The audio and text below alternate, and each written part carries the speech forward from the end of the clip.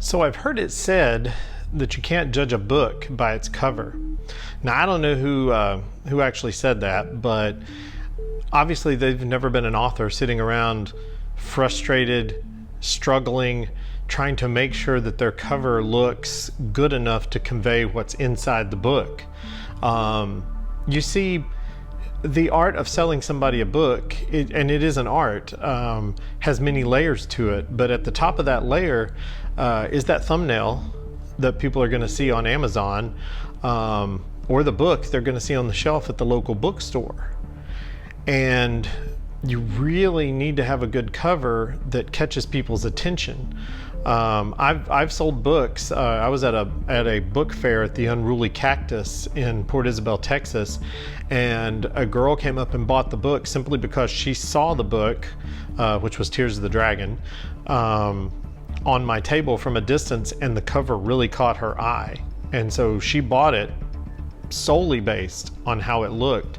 The funny thing about that is that since then I've changed the cover to Tears of the Dragon, because the first cover we came out with, I thought it was pretty good, but I thought I could do better. And of course, I don't know if many of you know this, but I actually, because I have a background in graphic design and web design and just design period, so far I've done all my own covers. And when I did the cover for the Osiris Initiative, which is the second book, I wanted to redo the cover to Tears of the Dragon so that they would look more like a series. And that's important too. If you're doing a series, it's a really good idea to keep the covers similar.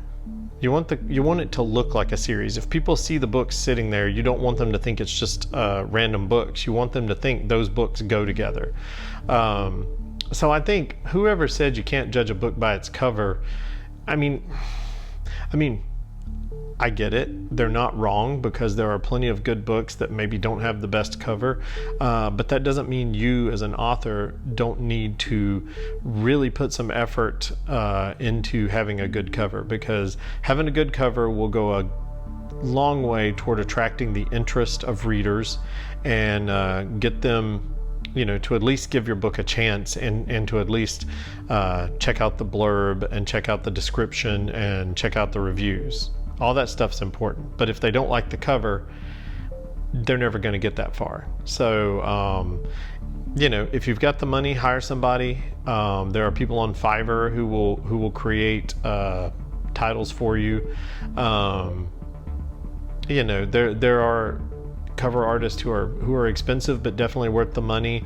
If you don't have the budget for it, do it yourself. Just make sure you do a really good cover that's going to attract people's attention, and that also describes the genre of the book that you put out, because you don't want the cover to look like a romance when what you're selling is like a horror book or a thriller book. If it's a spy thriller, it needs to look like a spy thriller. And if you're like, what should a spy thriller look like, Ryan? Go on Amazon, do research, find spy thrillers, find what they look like, and then try to make your book look like it.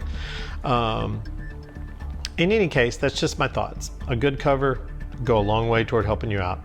I'm sure I'll have thoughts on other stuff, but I just wanted to throw that out there for you.